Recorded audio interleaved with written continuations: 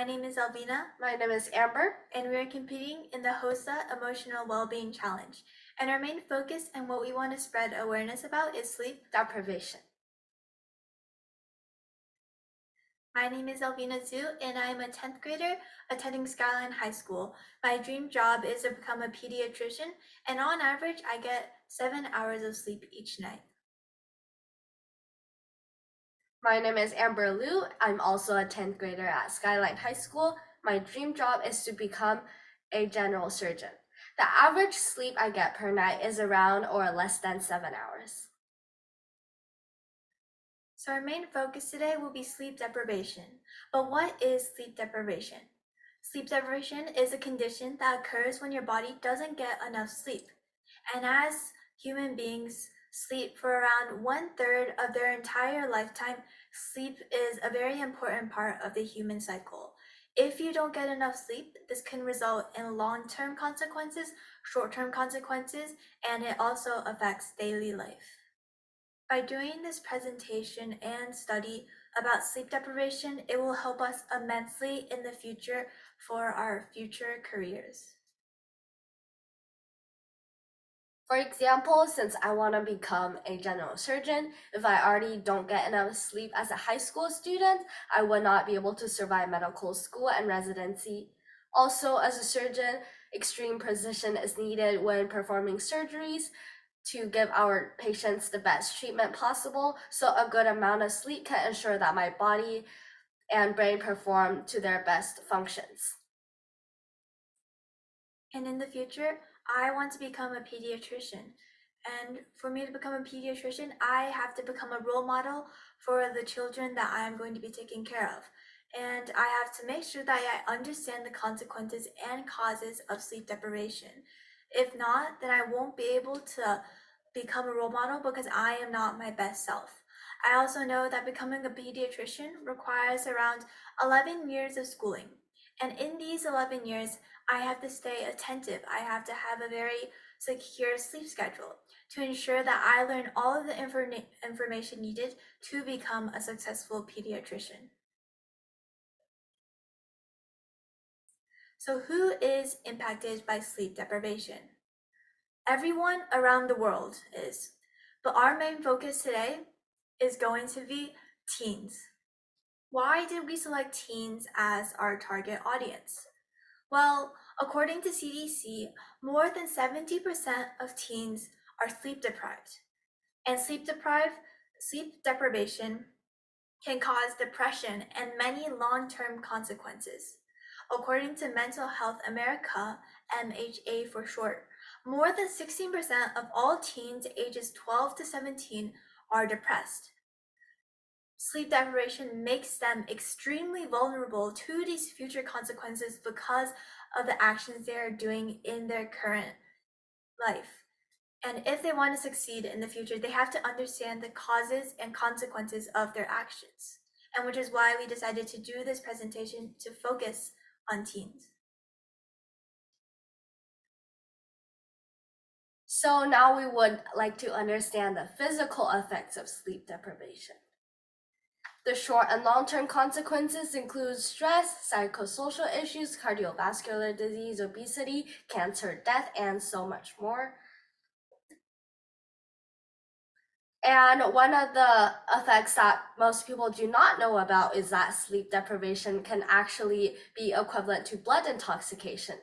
For example, if you're awake for 17 hours, this equals that you have 0.05 blood alcohol concentration. Being awake for 24 hours is almost equivalent to 0.10 blood alcohol concentration. And to associate with real life, driving impairments occur when your blood alcohol concentration is more than 0.05. And in the United States, the legal intoxication in driving is 0.08 blood alcohol concentrations. Many high schoolers today drive to school in the mornings, so when they pull all-nighters or just sleeping for less than 7 hours means that they do have driving impairments that they're not aware of and can be really concerning. The accident report by National Sleep Foundation study is that drowsiness and fatigue causes more than 100,000 traffic accidents each year, and the 55% of those fall asleep crashes were caused by drivers under the age of 25, where a lot of teens fall under. And our evaluation plan will include a survey to understand the current situation of high schoolers in multiple school districts, and we will conduct a study. And after that study, we will analyze how our study went and how our study and survey went, and we will give conclusions. So our survey was conducted through Instagram and we spread it out to students, high school students from multiple school districts. We asked them questions such as how sleep deprivation impacts them and how much sleep they are getting on school days. So here is the data for our first question: how many hours of sleep do you usually get? And the two most popular responses was 6 and 7 hours, which is a lot under the recommended sleep hours that teens should get, which is from 9 to 9.5 hours of sleep. And some of the students even responded with 3 hours, which is not good for their health. The next question that we asked was, what time do you go to bed? Many high schools require students to be at school at 7 a.m. or 8 a.m., and this requires students to be up at 6 a.m. To make sure that they are getting 9 to 9.5 hours of sleep, they have to be getting into bed at a reasonable time. So according to our survey, the majority of the students responded that they sleep at 12 a.m. and another group of students responded that they sleep at 11 p.m., which is quite concerning because if you wake up at 7 a.m. to go to school, you only get around 7 hours of sleep, which isn't nearly enough to meet the 9-hour minimum. On this slide, we have asked two questions that is centered around the circadian rhythm of humans. Is your sleep schedule different for weekdays and weekends, and you use an electronic device 30 minutes before you go to bed? So about 92% of the students responded that their schedule is different for weekdays and weekends. A lot of times, this is due to students trying to make up their sleep debt on weekends that they have accumulated throughout the weekdays to try to catch up to assignments and doing extracurriculars. But it is very, very detrimental to your circadian rhythm in which your body follows. And do you use an electronic device 30 minutes before you go to bed? For this question, about 86% of the students responded yes. And according to how your body functions, this is using blue light before you go to sleep is detrimental to your sleep quality. The last and final question that we asked was, do you exhibit any of these feelings during the school day? And the majority of students responded that they experience stress, anxiety, and trouble focusing during the school day. This is partially due to not getting enough sleep, as there are many short-term causes of sleep deprivation. And around 11 students responded that they experienced suicidal thoughts during the school day, which is extremely concerning as the US has quite an extremely high suicidal rate. And this is also partially due to sleep deprivation, which could influence how the mind thinks and how the body acts. So then, after taking the survey questions, we conducted a study. And in the study, we asked multiple volunteers to test their reaction time and sequence memory on human benchmark before and after they went to bed. We had two groups for this study. The first group was where they used their phones until they fell asleep. And the second group was where they put their phones away 30 minutes before they went to bed.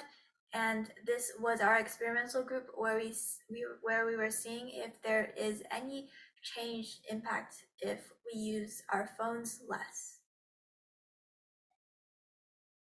And here is the data for our morning tests. So for our volunteers, we were not able to enforce the volunteers to sleep at the same time and putting their phones away 30 minutes before. But for the second day, our volunteers all actually did sleep 1 hour early, and that has significantly impacted our data. So for the conclusions to our study, putting phones 30 minutes away before going to bed is not directly correlated with reaction time and memory, but putting phones away means that you are gonna be sleeping earlier and waking up earlier. Your brain does function better even if you get the same hour of sleep. And from our survey, we concluded that yes, sleep deprivation is indeed a huge problem within teens, and most teens sleep for around 6 to 7 hours. That is around 2 to 3 hours less than what they should be getting, and go to bed really late. So here are the takeaways from our survey and study, and some ways that we hope to do instead to help teens understand their sleep schedule. So the first one is don't procrastinate. A lot of the times teens complain that there are a lot of work that they're given by the teachers, but actually they sometimes, majority of the times, they are just waiting until the last day to get their assignments completed, when the teachers might have introduced the projects a week or 2 weeks in advance. So the purpose of this is to cut the blame of having too much work and time managing well, so we can leave more time for our sleep. And the second one is education. Education is extremely important in the healthcare, and we want to teach our peers that 5 days of sleep debt cannot be made up in just 2 days, and then people will still suffer from both the adverse short and long-term health effects. And your circadian rhythm is already disrupted, which can take days to months to repair. So we've been mentioning the circadian rhythm quite a bit in this presentation. So what is circadian rhythm? Well, it's a 24-hour cycle that our body naturally follows, and it is mainly influenced by light and darkness. And if we use our phones before we go to sleep, the blue light coming from the phone will influence our circadian rhythm, and this might mess up your sleep schedule, as your body might think that it is not time to go to bed yet when you actually really need that sleep. And after we conducted our study and gathered our conclusions, we decided different ways that we can spread awareness to make sure that teenagers, high school students understand the causes and consequences of sleep deprivation. Schools have to be responsible for spreading the message and spreading awareness. Ways that this can be done is through Instagram posts and integrating a sleep unit into the health curriculum. And to go more in depth with our Instagram posts, we would like to create an Instagram account specialized for this purpose, to advocate for sleep deprivation and reminding teens to take care of themselves. For example, we might be giving tips to how to improve their sleep quality, or we might be just sending out regular sleep reminders, because teens tend to spend time on social media a lot. Thank you for listening to our presentation today. And we hope that you can advocate and spread awareness about sleep deprivation too. Good night.